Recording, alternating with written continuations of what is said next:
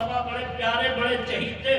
دنیا سے چلے گئے، سال دو سال تک غم منایا، یاد کیا، اس کے بعد میں آدمی فراموش کر دیتا ہے، بھلا دیتا ہے۔ ہمیں اور آپ کے اپنے پوروجوں کی قبروں کا پتہ نہیں ہے، لیکن کچھ معلوم ہو یا نہ معلوم ہو، قنوج کے رہنے والوں کو حاجی شریف کا دربار ضرور معلوم رہتا ہے، حاجی شریف کے عرس کی تاریخ معلوم رہتی ہے، حاجی شریف کے عرس مبارک میں حاضر ہونے کا مزاج اور ذہن جو ہمارا بچپن سے بنا ہے وہ ابھی تک برقرار ہے اور انشاءاللہ مرتے دم تک برقرار رہے گا۔ وجہ کیا ہے؟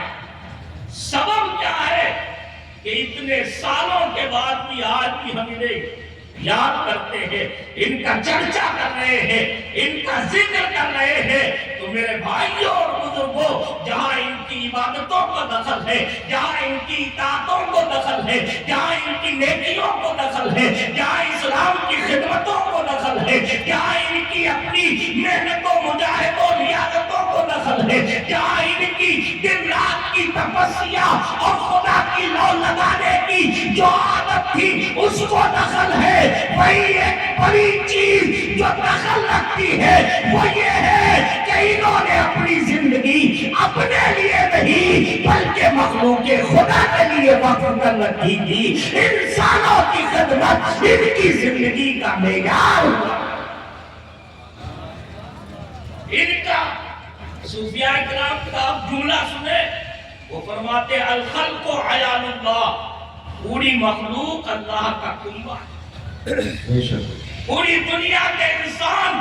اور صرف انسان نہیں بلکہ جانوروں کیڑے مکوڑوں تک کو یہ اللہ کی مخلوق سمجھتے ہیں، اخلاق اللہ کا کنبہ سمجھتے ہیں، اور یہی وجہ ہے ہر ایک کے ساتھ میں جو انہوں نے محبت اور رواداری اور شفقت کا معاملہ کیا، وہی وجہ ہے کہ آج تک دلوں میں ان کی محبت بے بس ہے، دلوں میں عقیدت آج تک لگی ہوئی ہے، اور یہ عقیدت ایسی ہمارے دلوں میں جاگزی ہے جو مرتے دم تک کبھی نکل نہیں سکتی ہے، اس لیے کہ یہ محبت ہمارے خدا نے ہمارے دلوں میں ڈالی۔ بے شک سبحان اللہ سبحان اللہ سبحان اللہ۔ ذرا دیکھیں جن بزرگ کا ہم اور آپ ذکر کر رہے ہیں،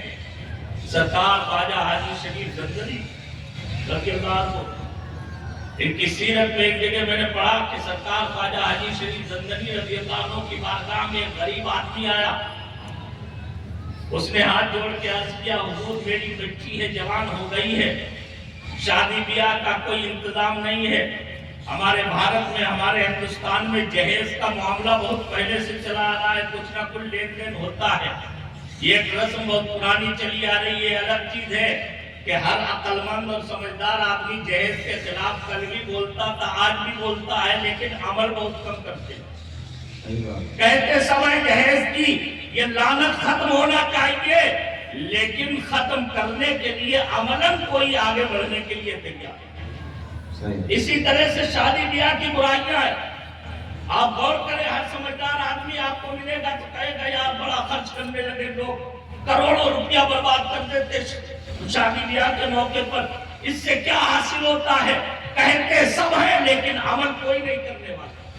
جس کے پاس میں 4 پیسے ہوتے ہیں وہ دکھانا چاہتا ہے، لوگ قرض لے لے کے اپنا اسٹیٹس بڑھانے کے لیے کروڑوں کی شادیاں کر کے مقروض ہو کے زندگی بھر کما کما کے نپٹاتے ہیں، لیکن اس لعنت کو ختم کرنے کے لیے کبھی عملاً آگے بڑھ کے دیکھو، قسم خدا کی تم عمل خدا کے لیے ان برائیوں کو مٹاؤ گے، خدا تمہاری مدد کرے گا اور تمہیں دنیا کا رہبر و رہنما بنائے گا۔ بے شک سبحان اللہ سبحان اللہ۔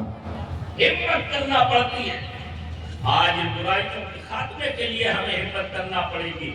بہرحال ہمارے اندر کیا کیا برائیاں ہیں ایک لمبی داستان ہے، ہم سب جانتے ہیں، لیکن میرے بزرگوں اور دوستوں، معزز شہریوں، آپ قنوج کی کریم کہلاتے ہو، مسلمانوں کا سمجھدار طبقہ اس عرص مقدس میں آتا ہے، لیکن میں اس سمجھدار طبقے سے عرض کرنا چاہتا ہوں، جس بزرگ کی بارگاہ میں آئے ہو اس کی زندگی کو اپنے لیے نشان راہ بنا لو، تو میں سمجھتا ہوں سچے عقیدت مند ہو، سچے محبت کرنے والے ہو،